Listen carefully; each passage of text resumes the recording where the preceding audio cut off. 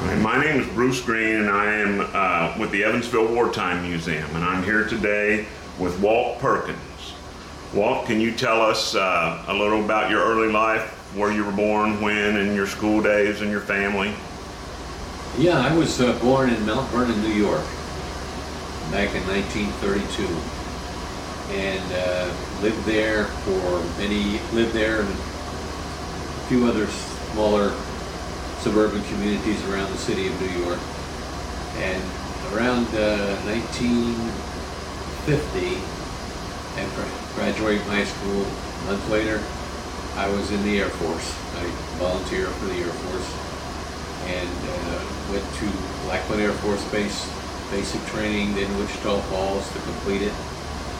And then down to Keesler in Biloxi, Mississippi, as an electronics technician. That's where I was spending 22 weeks down there to learn electronics, and then shipped out to Colorado to learn how to fix the radars in the upcoming B-47 reconnaissance slash bomber.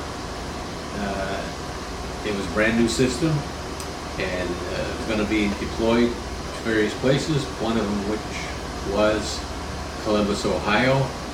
They shipped us out to Columbus, Ohio, and bad news for us, there was a production delay on the B-47, so we had no B-47s there for quite a long time.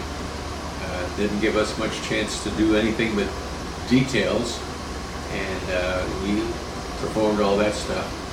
Then they decided, well, wait a minute, there's a new radar system going to be in that plane, so you guys need to go back out to Denver, Colorado, where you learned how to do the radar the first time, and you will be okay for this new one.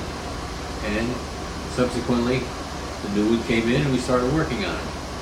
However, in my case, in the first go-around to learn the first radar system, they said, okay, the best guy in the class, grade-wise, he's going to get a promotion to corporal.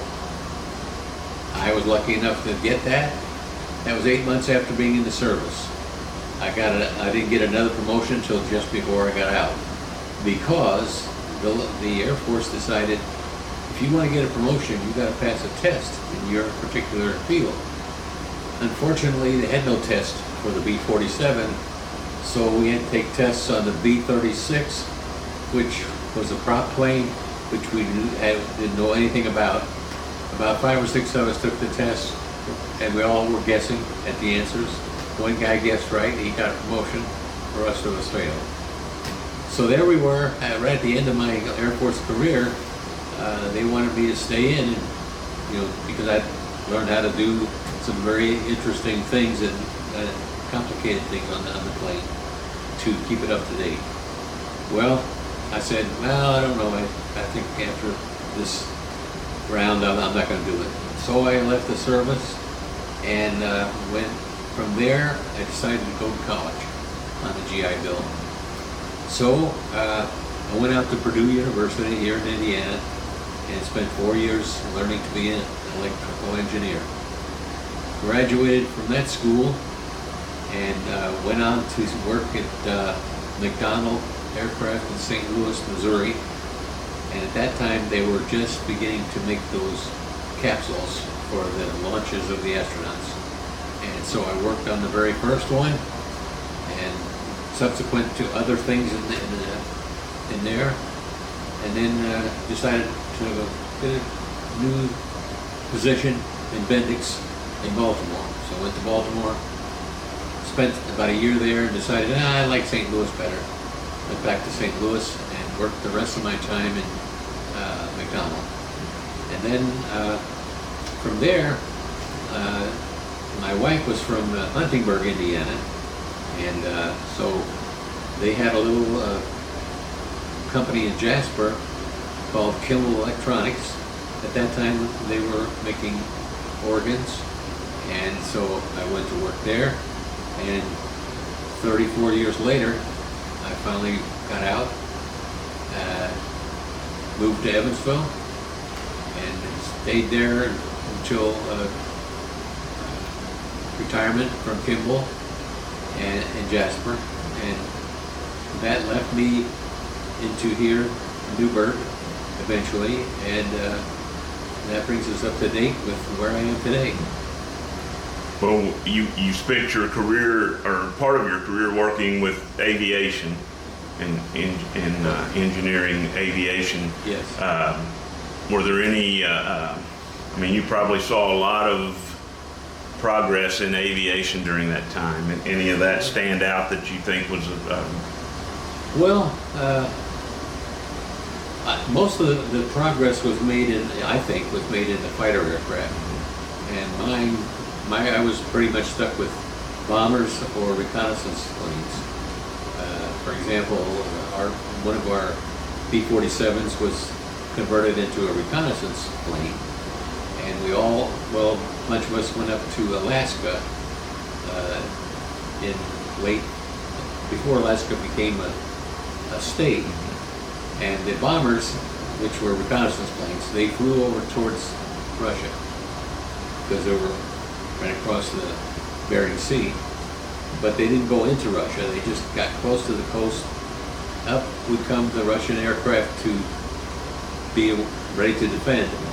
And they took pictures of all that so that if they actually had to go into Russia, they knew what they were going to be up against. 2 weeks later, back to Columbus, Ohio. And at that time, since Alaska was not a state, I was given when I left the service, I got an overseas bonus because they considered Alaska overseas. Otherwise, I didn't get to any place else in the world but U.S. and Alaska. cool?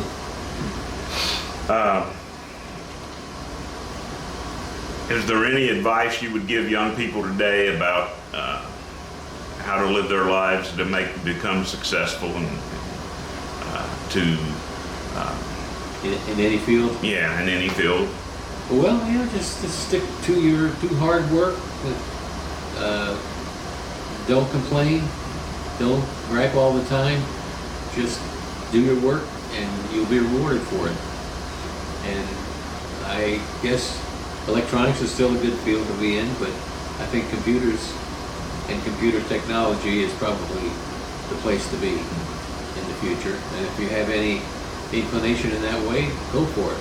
But down at the bottom line is get a job with whatever you can do best, whether it's some kind of a high-tech stuff or the librarian in the library. If that's what you are best at doing, that's what you should do. That's great advice.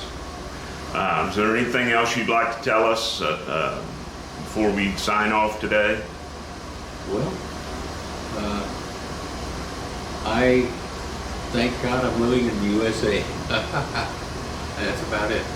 All right. Well, thank you very much. We appreciate your service, and we appreciate you taking the time with us today for this interview. Thank you.